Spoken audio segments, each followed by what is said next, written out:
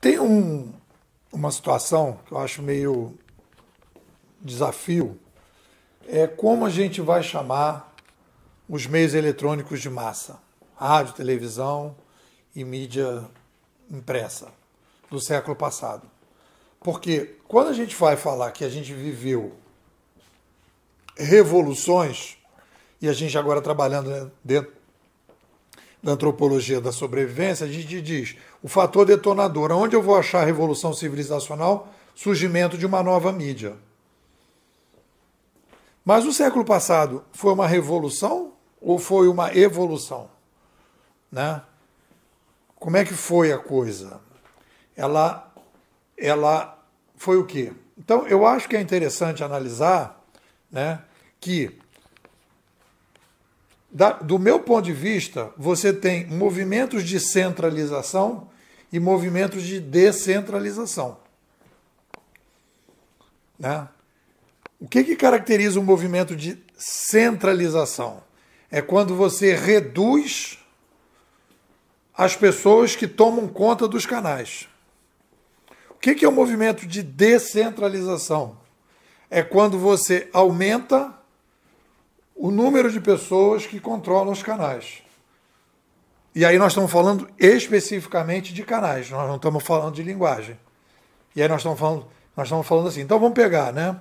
Quando você, dos gestos para a oralidade, você ampliou os canais, você criou uma nova linguagem, usando o canal boca e a nova linguagem da oralidade, né? Mas você permitiu que as pessoas pudessem se expressar melhor. Mas você não fez uma alteração em termos de centralização e descentralização, porque o cara que fazia os gestos passou a falar. Então você não tem alteração aí. Né? Aí da oralidade para a escrita, você tem a escrita, você permite que pessoas possam disseminar, né, a escrita, você quebra a questão de tempo e lugar, mas do ponto de vista de centralização e descentralização, você tem o surgimento da escrita e você teve um movimento centralizador. As pessoas que poderiam escrever eram poucas, mas não por causa do canal, pelo controle que você fez do canal. Não era uma coisa do canal, uma característica do canal. O canal permitiria outro tipo de modelagem, mas do jeito que ele foi feito, a coisa caminhou dessa direção. A escrita só veio se descentralizar com a chegada da escrita impressa. Aí ela se descentralizou. Aí você teve uma revolução, quer dizer, você teve a revolução civilizacional da escrita manuscrita, né, com uma determinada característica talvez de centralização, né, e depois você teve uma descentralização da escrita com a prensa, em que mais gente pôde acessar. Você vai pegar aquele nome da Rosa, você vai ver que as pessoas não podiam ter acesso. E aí o Lutero também, quando vai lá para a Alemanha, ninguém tinha acesso aos textos, porque tudo estava inclusive em latim, estava tudo fora do alemão. E aí ele vai fazer a tradução, ele vai imprimir, quer dizer, ele vai mexer na própria linguagem, porque era linguagem fechada, para uma linguagem aberta, que todo mundo poderia entender, né? E uma linguagem e a difusão. Então você tem um processo de centralização. É uma revolução civilizacional porque altera o triângulo da sobrevivência. Então ele marca o início de uma nova era civilizacional. Mas ela é descentralizadora. Os meios de comunicação de massa, eletrônicos, eles também são uma revolução, porque eles modificam o triângulo. A gente está partindo então do princípio que modificou o triângulo, você tem uma revolução porque tem uma nova era civilizacional. Você não tem uma evolução da era, você tem uma revolução, você tem uma mudança profunda, uma mudança disruptiva, uma mudança radical. Não é um processo incremental. Aí a gente vai chamar de revolução. Mas a revolução não significa descentralização. Ela significa que você passou para uma... Você mudou, você alterou a era. E aí, no caso especificamente do século passado, você teve uma centralização muito rápida e radical. É por isso que a gente teve tanta violência, tanto o nazismo quanto o comunismo, regimes totalitários. Se você for ver a base, né, ali você vai pegar a Revolução Russa, você vai ver que o Lenin pega e cria um jornal chamado Iskra, né, que era a Faísca, e aí ele fica ali doutrinando a galera. É mais no uso de uma determinada ferramenta da escrita impressa, que aí centralizou ali. E no caso do nazismo é o uso intensivo do rádio e do cinema para fazer a doutrinação. E aí então você tem regimes totalitários, e depois dos regimes totalitários você tem a massificação, você tem a centralização da informação radical, como inclusive uma ferramenta de sobrevivência. Porque como você não pode descentralizar, você centraliza. O triângulo ele fica muito mais...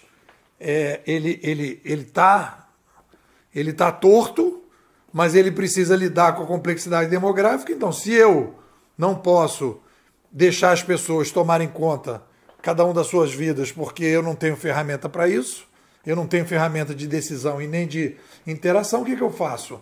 Eu sufoco a galera, eu tiro criatividade dos adultos, eu tiro diversidade e eu massifico, eu centralizo. É o que aconteceu no século passado. E a gente então veio de um século de muita centralização e cai na descentralização. Numa descentralização radical, que é o que a gente está vivendo agora. Então essas coisas são interessantes. E isso tem a ver com o novo livro. E isso tem a ver com o que eu chamei de anatomia do fenômeno. Tem 4 fatores de anatomia, né? Você tem a natureza, que tipo de fenômeno é um fenômeno econômico, social, político, midiático, civilizacional, de transporte, da natureza, animal, vegetal, cósmico. Então, que tipo de fenômeno a gente está falando?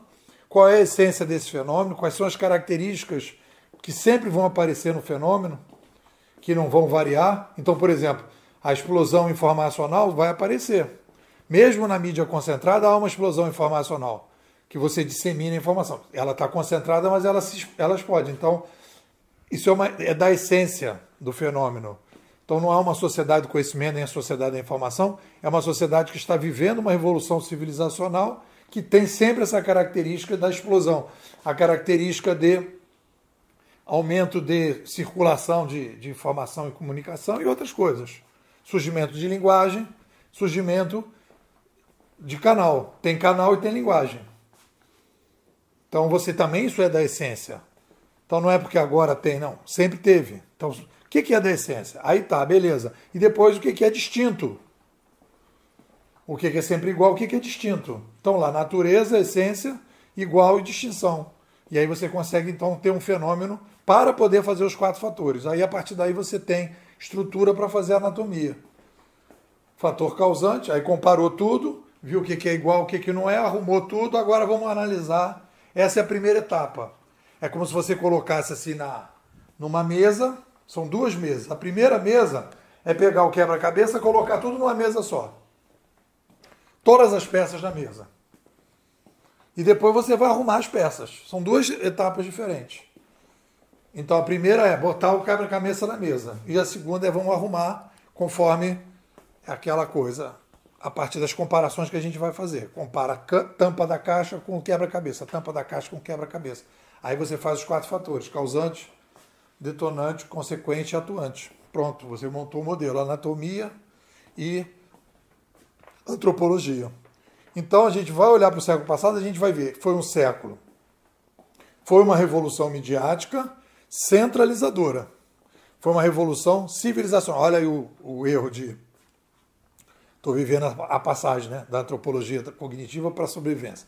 Foi uma revolução civilizacional centralizadora.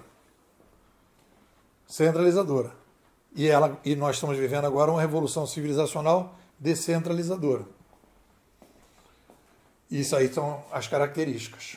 Então, eu acho que é uma discussão interessante. O que vocês dizem? Se você está ouvindo esse áudio foi produzido em março, inclusive durante a quarentena, e eu estou disponibilizando agora, segundo semestre, e queria que você viesse fazer o curso completo com a gente na escola. O pessoal que faz o curso completo entra no grupo VIP.